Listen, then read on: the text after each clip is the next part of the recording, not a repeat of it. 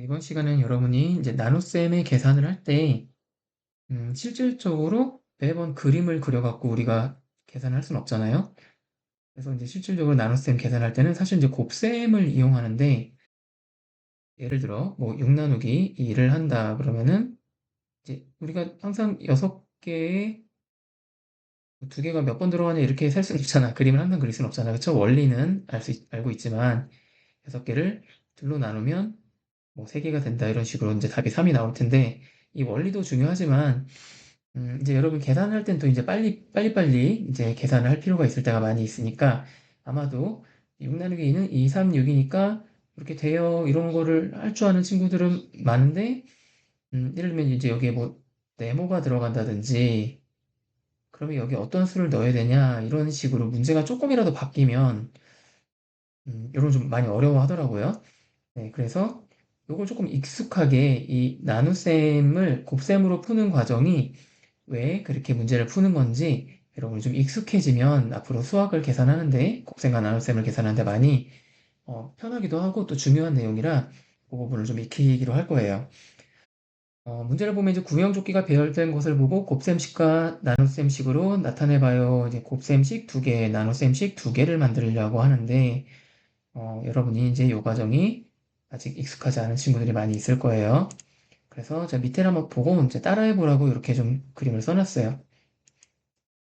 먼저 이 그림을 물론 이제 얘를 뭐 이렇게 10개씩 묶을 수도 있죠. 10개씩 묶으면은 뭐야 이제 10 곱하기 2는 20 이런 식으로도 나올 수 있지만 일단 요 5개로 묶는 과정 뭐 그리고 4개로 묶는 과정으로 일단 진행을 좀 해볼 거예요. 자, 5개씩 이런 그림을 보면 이제 여러분 좀 익숙해졌으면 좋겠다는 거예요. 5개씩 몇 묶음이에요? 네 묶음이죠, 그쵸? 그러니까 이 그림을 보고 우리는 곱셈식을 만들 수가 있는 거예요. 어떤 식을 만들 수 있다? 5가 4번 있으니까 5를 4번 더했으니까 혹은 5의 4배니까 5 곱하기 4가 20이라는 이런 식을 우리가 만들 수 있는 거죠. 이 식을 보고 이 그림을 보고 자 그리고 두 번째를 보면은 또 이렇게 묶을 수도 있어요. 그쵸?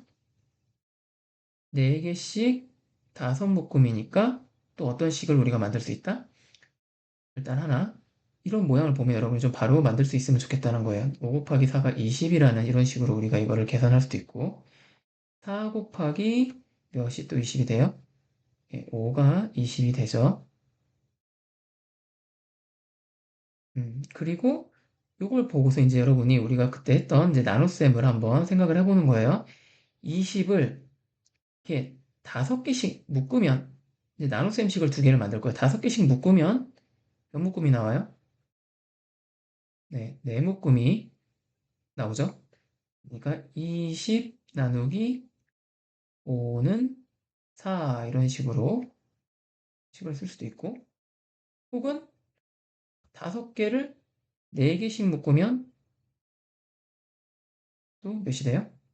20 나누기 4는 5 이렇게 식이 나올 수도 있고 그쵸?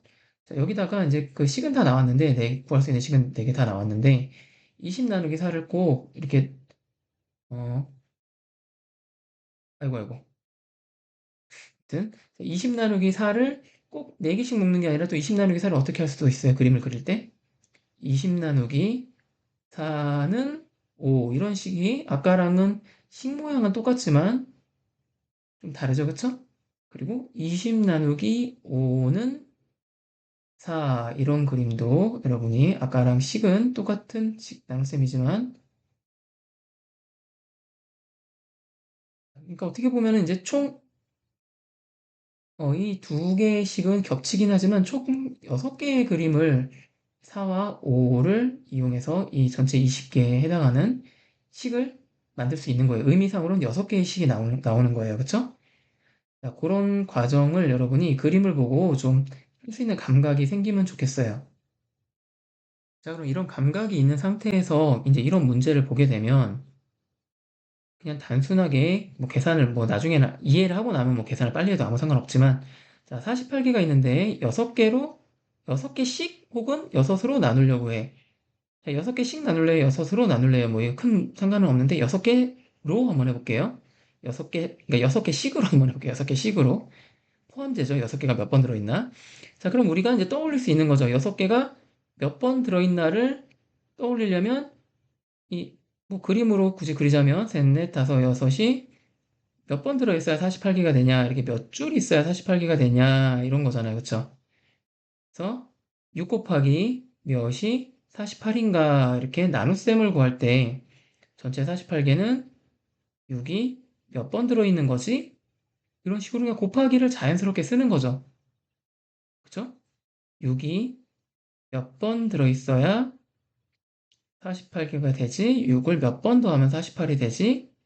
그러면 이제 뭐 그때 이제 그때부터 구구단을 하면 되죠. 몇 번 더하는 게 구구단이니까 68, 48 이렇게 우리가 찾을 수가 있는 거예요.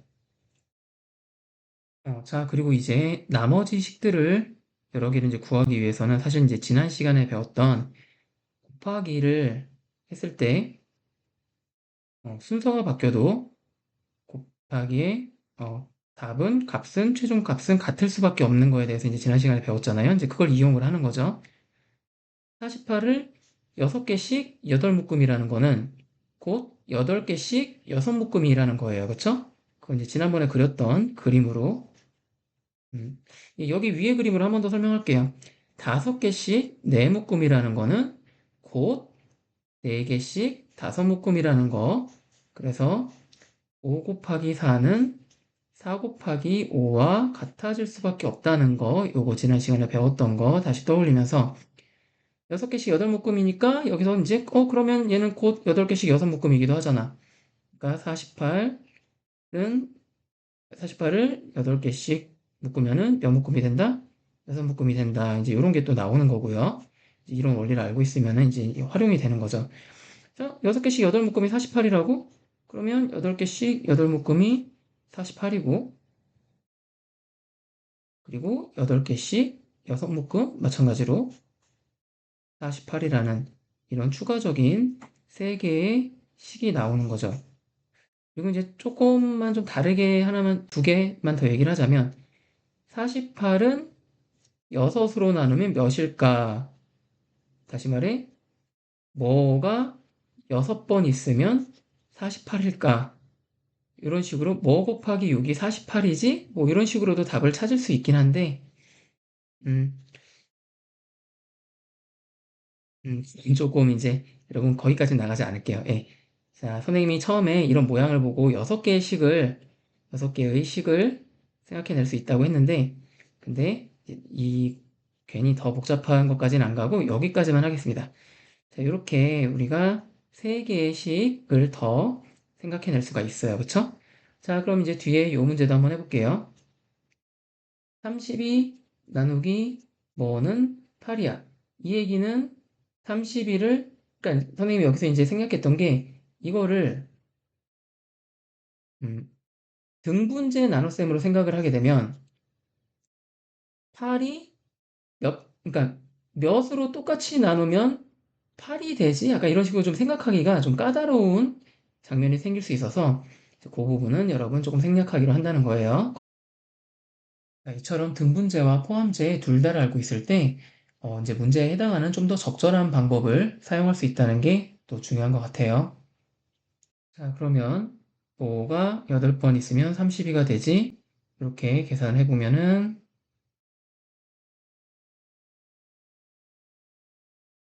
이런 형태가 나올 텐데 이제 요거 같은 경우에 그러니까 이게 곧 또 우리가 배운 특징에 의해서 모양이 이렇게 바뀔 수가 있잖아요. 그러니까 그 뭐가 8번 있으면 30가 대시 찾으려면 뭐 28, 뭐 38, 48 이건 여러분이 익숙하지가 않잖아요. 그래서 구구단 형식이 익숙하지가 않잖아요. 그러니까 발 1은 8, 발 2, 16, 발 3, 14, 발 4, 32 이런 식으로 이 모양을 바꿔서 32가 되기 위해서 4가 필요하다 이런 식으로 찾을 수가 있는 거죠. 자, 그러면은 4가 8번 있으면 30이니까 아이고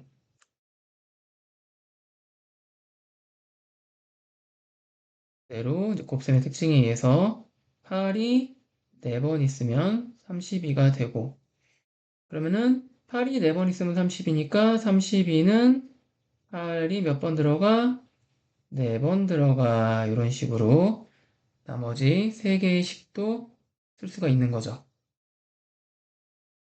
이번 시간 나눗셈을 곱셈으로 풀기 위해서 이제 나눗셈과 곱셈의 식을 변형을 이것저것 해보는 시간이었어요.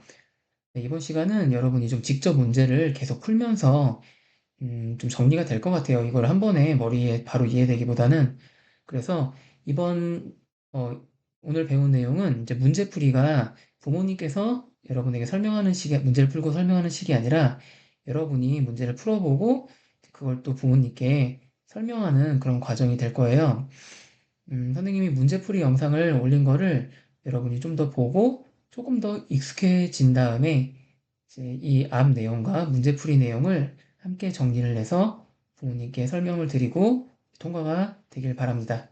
그런 순서로 문제풀이 먼저 해보고 그 다음에 부모님께 설명하는 영상도 한번 보고 그 다음에 이제 부모님께 전체적인 내용을 설명하는 순서로 한번 오늘은 해보세요. 예, 수고했습니다.